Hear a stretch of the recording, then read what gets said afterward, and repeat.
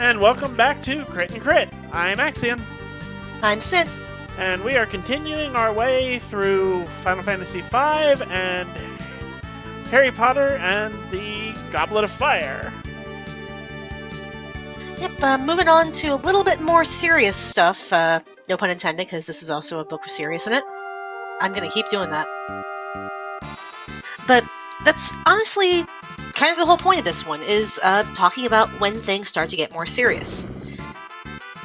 Things kind of started to maybe look a little bleaker at the end of Book 3, because although they had mostly saved the day, Buckbeak and Sirius were saved from unjust condemnation, Wormtail got away, presumably to make his way back to Voldemort. So we could tell that while things were still looking pretty okay, really dark times were on the horizon. And this book, they are a-coming. They absolutely start up, and it kind of stays in that pretty murky place for quite some time. Most of the series, really.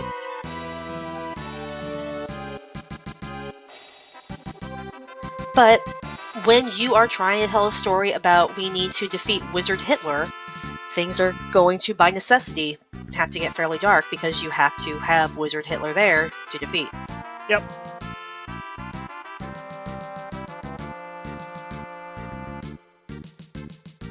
So, now I get to invoke the incantation of time being sucked down a drain. TV Tropes refers to this phenomenon as Cerebus Syndrome, where a franchise or a work or something that has been mostly lighthearted up to this point suddenly starts really trying to get serious about things.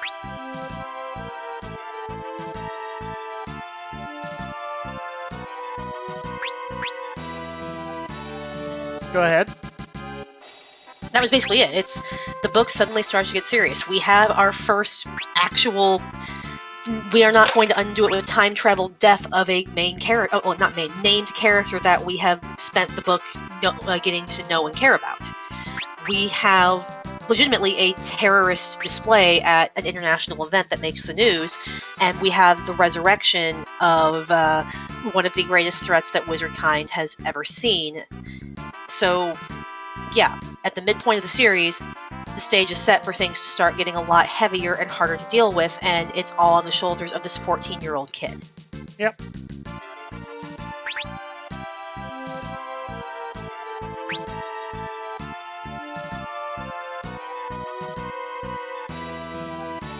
So, what was your take on just the tonal shift that Goblet of Fire took compared to the first three? It definitely... let me see how to put this.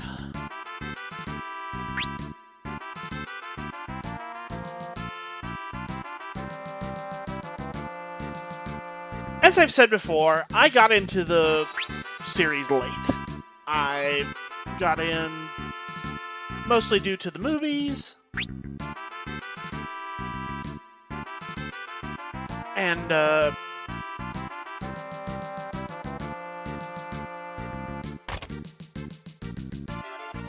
it was already on either the third or fourth book adaptation, third or fourth movie, by the time I got into the series.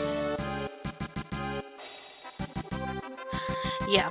So it was already in that kind of vibe by the time I got there. Yeah.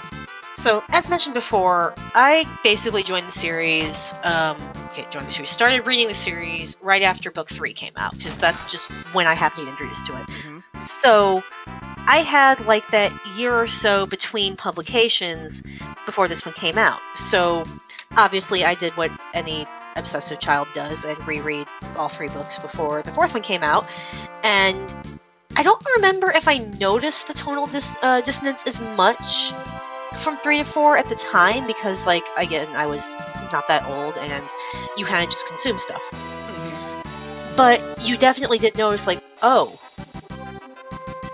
that happened. And it wasn't as though I was a stranger to reading books where that kind of thing happened. Like, I was a big reader at that point. Like, I read a lot, which probably doesn't surprise anybody given what this channel is about. But I was about to say, to the shock of no one.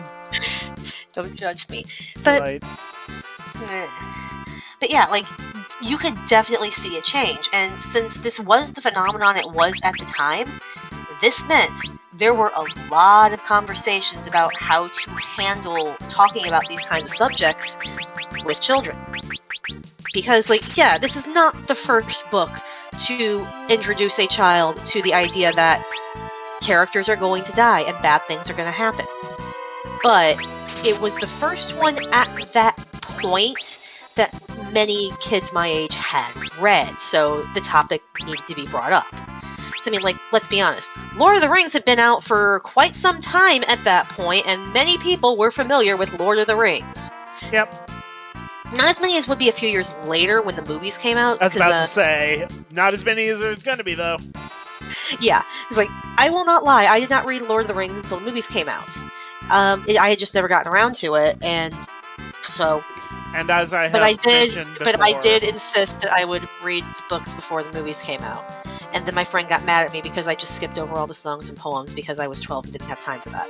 And as I have mentioned before, I tried to read the books before the movies came out and could not make myself get through them, and gave up near the beginning of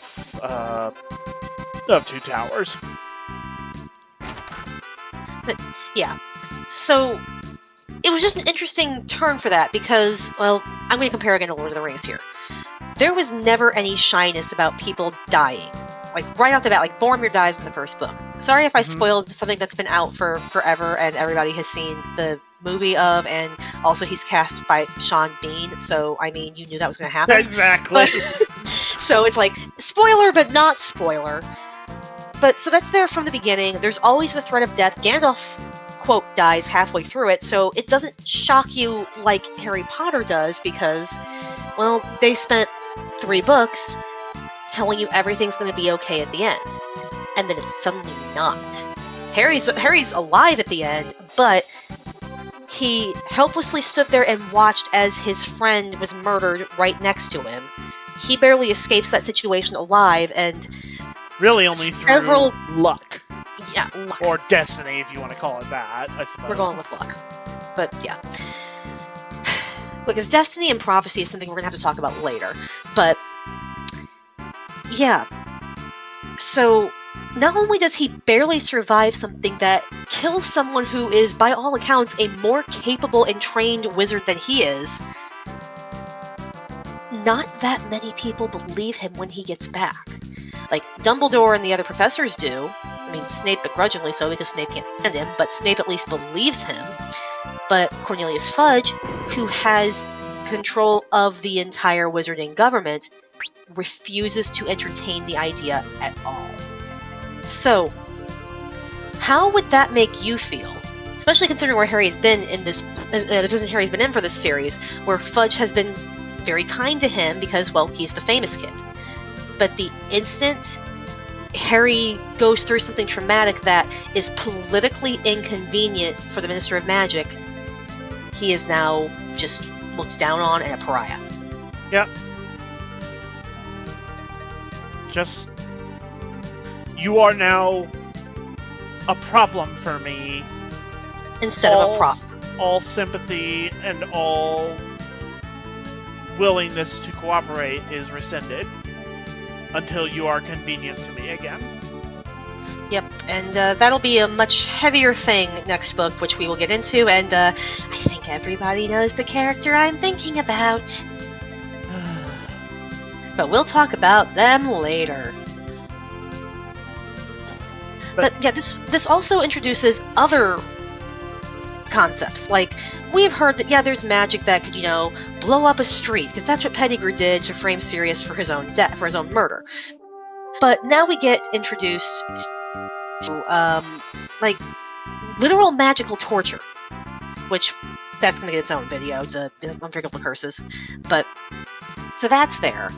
The idea of, like, trials without actual justice, some people being convicted without a trial, how far you are needing to go or willing to go in pursuit of an ideal, The racism gets ramped up because we now, in addition to having to deal with the whole pure blood stuff, we also have to deal with, house elves and half giants and everything else, as if it wasn't bad enough that they were so focused on muggles versus wizards, but now we can't stand the other magical creatures either. So it does not shy away from ramping up how messed up parts of the wizarding world are. And even then, it doesn't go into that much detail about how messed up they are. So, In fact, yeah. in a lot of ways, it kind of understates it for now. And to some extent, I think that's probably for the best, because do remember, the target audience for this was, 12. And while I do think that 12-year-olds can, in some cases, be more mature than a lot of us adults give them credit for, there are still lines that you probably want to draw. Yeah. About, maybe we don't go into excessive detail about war crimes committed against certain people. We tell them that, people were mistreated and those who did that were wrong, but maybe you don't go into, George R.R. Martin level of depth about it. Because, good lord.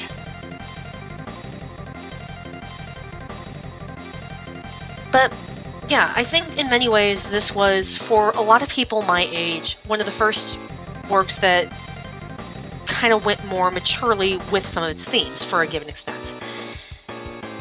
It's a model that you really have to commit to make sure you can hook your audience from the beginning and then have the series age with them. If I had started the series at, 10 entirely, and this was I had just gotten introduced to the 4th book when I was 10, I'm not sure it would have worked as well as reading it when I did. Because I do remember, the 7th book, I'm trying to remember if it came out just as I was finishing high school or just after, because it was right around that time, and you could really tell that, the priorities of the characters were shifting as they got older. Right. And so, same with the readers. It was a neat model, and I don't know how many other series could pull it off in quite that way, if only because, it was just lightning in a bottle at the right place at the right time. As evidenced by the fact that there have been so many series trying to chase it like that. And so many of them are more willing to go to things like that more immediately. I'm trying to think right now. Some of the Rick Riordan books do go into pretty dark material. Right off the bat. The Trials of Apollo straight up are about dealing with abusive parents. From the first book. Right.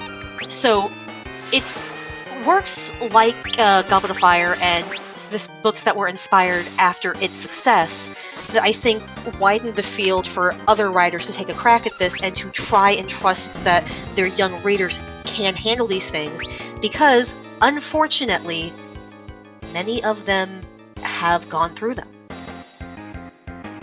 And it can help to address these things in a safe, fictional place where in the end, the hero that you're identifying with is going to come out of it okay.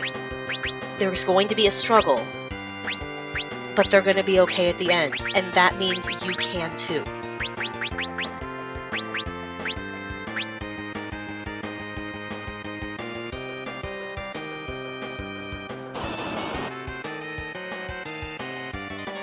So, yeah, that's my little soapbox on fiction, is, be careful in how you handle things like this, but sometimes it's a good thing for a work to take a risk in trying to address things like this, even if they have a somewhat younger audience, because you never know when it's going to be the right word in the right place for that one child.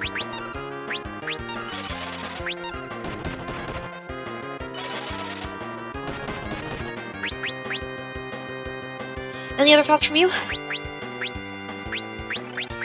Not really. That kind of really summed it up without a lot of input from me. Sorry, I'm not trying. No, it's fine. You are definitely a little more on the level than this, and I think that's because it was This was my childhood. The Yeah. books, I mean. Not the books, I mean, not dealing with all of the horrific stuff that Harry goes through.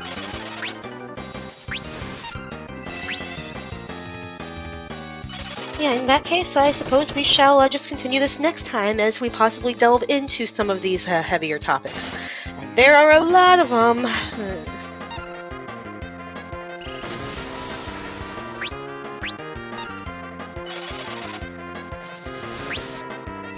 We'll see y'all next time.